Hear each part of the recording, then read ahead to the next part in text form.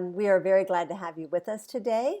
We're speaking with our guest, Lauren Snelling. She is the Senior Director of Alumni Programming for the National YoungArts Foundation.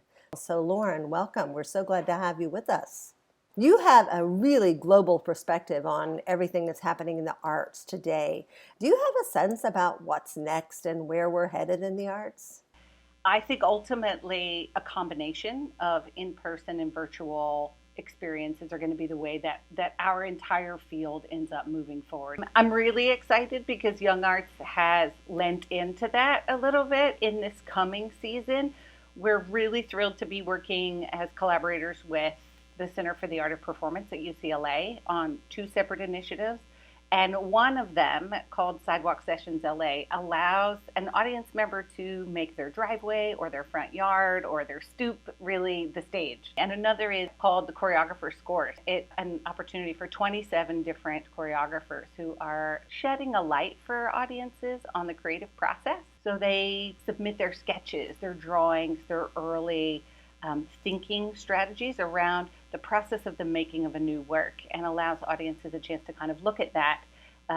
Those then are created into fine art prints, and the artists will be able to sell those. What's kind of wonderful about this period is just so much creativity is abundant. You know, people are trying new things in new ways. How has the shift to working virtually affected your role with Young Arts? Our main goals really are to listen to artists and to ensure that we can assist in any way that we have the ability for that authentic connection to take place between artists and audiences.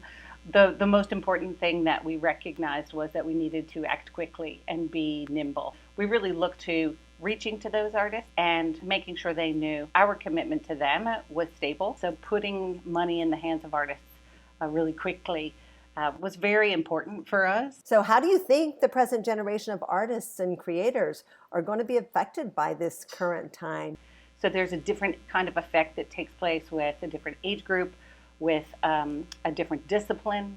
Minorities certainly are disproportionately distributed in terms of the way that the effects of a pandemic take place. And we're really trying to focus on when a required pause in your life takes place, like this one. What are the opportunities that are provided to us in terms of looking backward in order to look forward?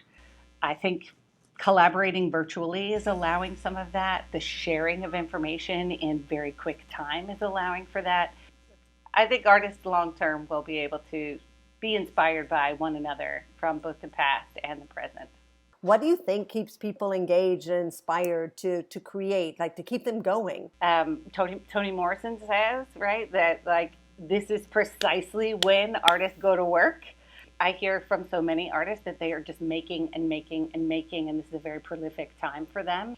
There is also a sense of responsibility to make work. Artists, I believe, are kind of soothsayers in that way, where they're speaking about our current status, what is happening in the world around us, but also what is the possibility of a kind of future that is out there, that is coming, that is not yet with us. How has your industry responded to the crisis, and what should it incorporate in future strategies? From the nonprofit arts organization perspective, we really have learned that it's important for us to link arms with our colleague institutions. We've found ways to support one another and collaborate and really kind of find ways to support this larger cultural ecology. And specifically at Young Arts, we are doing that through expanding our residency program. We normally house one of our alums here in Miami in the fall for a dance residency, and instead we're going to where the artists are. So we've collaborated with New York Live Arts. They're working under the restrictions they have, but we're just going to where artists are and finding how to support them. So our jewel box instead will be able to be used by artists who are living in Miami who also need space, and things have changed for them. So we're really, really excited to be able to support those artists here and also support artists out of town. Wow, that is absolutely fantastic that you're doing that. Thank you so much. We appreciate your conversation and your insight and your thoughts, and it's wonderful to speak with you. So I thank you so much.